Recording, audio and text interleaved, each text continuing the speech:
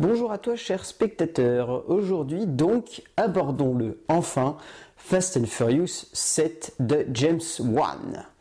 L'histoire c'est celle de Dominic Toretto qui va avoir affaire au frère de Owen Shaw, le méchant du 6, qui va essayer de décimer toute sa famille, tous ses amis, et donc lui il va essayer de le trouver avant pour venger la mort de Han, qui est donc mort, on l'a vu dans Tokyo Drift, et c'est à cause du frère de Shaw. Et qui va surtout essayer de l'arrêter pour éviter que le reste de sa famille meure. Et derrière, il y a une histoire de complot gouvernemental. Enfin voilà, il y a une histoire. Aussi surprenant que cela puisse paraître, il y a une vraie histoire dans ce Fast and Furious 7. Donc, il était attendu, évidemment, parce que Paul Walker est mort et que résultat le film porte son deuil. Mais aussi parce qu'il y avait un changement de réalisateur, donc Justin Lin laisse sa place à James Wan. James Wan, auteur de Saw, de Dead Silence, de Death Sentence, donc voilà, c'est un auteur qui a prouvé largement qu'il méritait de passer aux commandes d'un énorme blockbuster. Et donc là, pour le coup, voilà, il passe aux commandes d'un des plus gros blockbusters de l'année, très certainement, avec un des plus gros budgets de 150 millions de dollars, c'est pas rien. Et donc, est-ce qu'il vaut le coup ce Fast and Furious 7 ? Eh bien largement. Franchement, largement. C'est le meilleur Fast and Furious de toute la saga. C'est celui qui s'assume le plus en tant que divertissement de seconde zone. C'est celui qui s'assume le plus en tant que divertissement outrancier. C'est celui qui s'assume le plus en tant que divertissement excessif. C'est le film de divertissement qui est le mieux construit en tant que divertissement. Qu'on s'explique. Un divertissement, ça peut être un divertissement intelligent, comme les Interstellar. Un divertissement, ça peut être un divertissement con, comme les Transformers. Fast and Furious 7 est un peu entre les deux. C'est-à-dire que c'est un divertissement qui se sait être con et qui, par découlement, est intelligent parce qu'il maîtrise sa connerie. Dans le sens où le film, et il y a beaucoup de critiques qui ont titré comme ça, a un côté cartoonesque. James Wan en est conscient. Justin Lin en était conscient, mais il essayait de faire passer ça pour quelque chose de sérieux quand même. Là, clairement, James Wan se tape une énorme barre à la réal. Déjà, abordons le scénario, toujours écrit par Chris Morgan, qui est donc l'auteur du 3, 4, 5 et 6, et donc du 7. Chris Morgan, on sent que là, le changement de réalisateur l'a obligé à revoir un petit peu ses modèles d'écriture et à pondre quelque chose qui est vraiment conçu comme un vrai cartoon, quoi. Un cartoon à mi-chemin entre le revenge movie bien dark des années 70 et une bonne grosse comédie bien hilarante qui en fait des caisses. De ce point de vue-là, le film est superbement écrit. Il y a vraiment un second degré constant dans le long métrage qui est assumé, qui est jouissif, qui est bien construit, qui est élégant et qui marche. Et c'est surtout ça qui surprend, ça marche. On pouvait avoir de grosses attentes et surtout une grosse anxiété qui pouvait se générer après le 6, qui était un petit peu un copier-coller du 5, ou qui se voulait en tout cas un copier-coller du 5. Et donc pour le coup, on ne savait pas vraiment à quoi s'attendre avec le 7.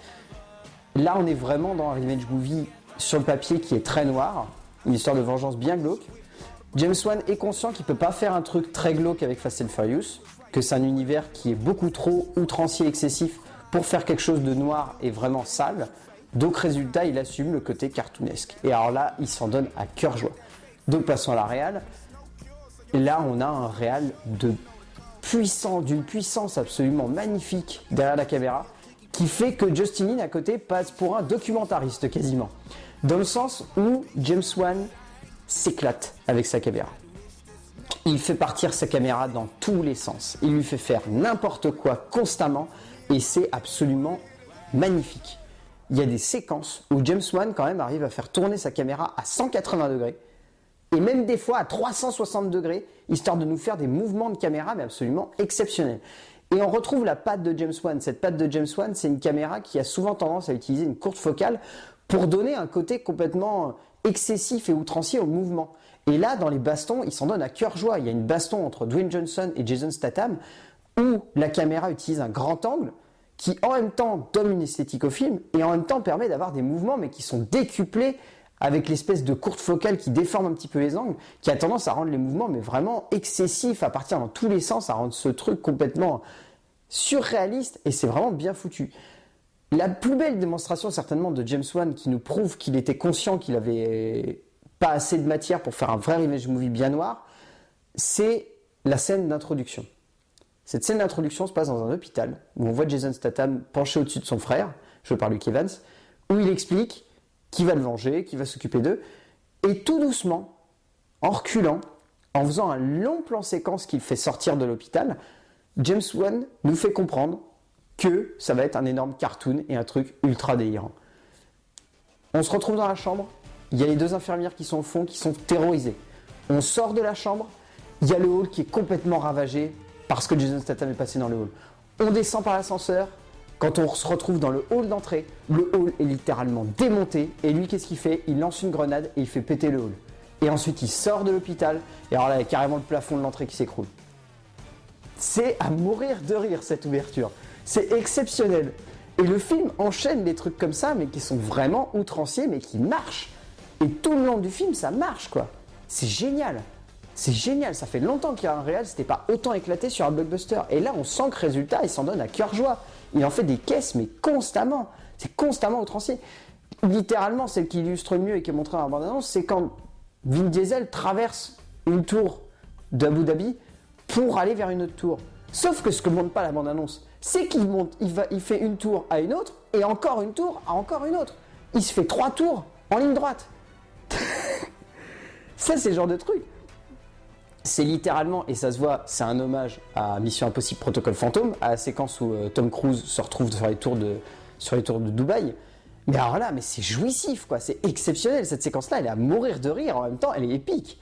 Et tout le long du film, c'est comme ça. Il y a un côté épique, outrancier, excessif, qui fonctionne à merveille. Et de ce point de vue-là, ça prouve que James Wan savait qu'il pouvait pas faire un truc sérieux, mais qui donne une esthétique quand même ultra craspec à son film. Il y a des séquences où les lumières sont magnifiquement travaillées et où elles sont très glauques. Il y a une séquence où Dominique Toretto retourne dans son garage pour récupérer la bagnole de son père. Les cadrages et la lumière sont exceptionnels.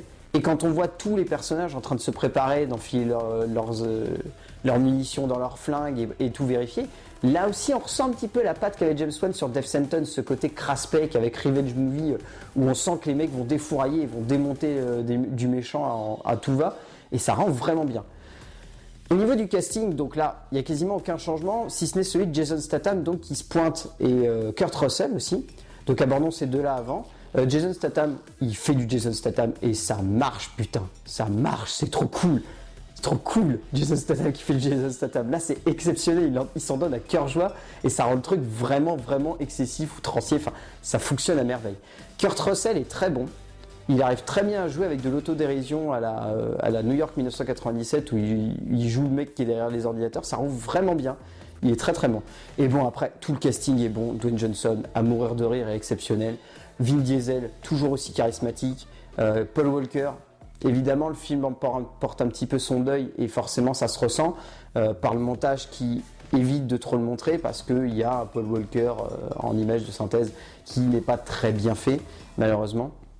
Mais tout de même, voilà, le film porte un vrai hommage en lui et on a presque envie de tirer une larme lorsqu'arrive la fin, où la fin est vraiment dédiée à lui, à l'acteur, pas au personnage. Les deux barrières se confondent un petit peu et ça rend le film un petit peu tendre et un petit peu touchant. Donc la séquence de fin va vous toucher, ça c'est obligatoire, elle porte quelque chose et c'est vraiment émouvant. Et oui, après Michelle Rodriguez, Chris Bridges, Tyrese Gibson, enfin tout le reste du casting est vraiment excellent, là-dessus il n'y a rien à en dire. Donc oui, Fast and Furious 7 c'est une grosse surprise, c'est un putain de bon divertissement qui est plein de second degré, qui est drôle et en même temps cool, qui est épique et en même temps jouissif. Enfin ouais, il y a très très peu de défauts au film, si ce n'est d'être beauf, comme d'hab, et James Wan arrive très bien à dealer avec, donc pour le coup, ouais, Fast and Furious 7 de James Wan, c'est un film à voir en salle, ça vaut le coup. A plus!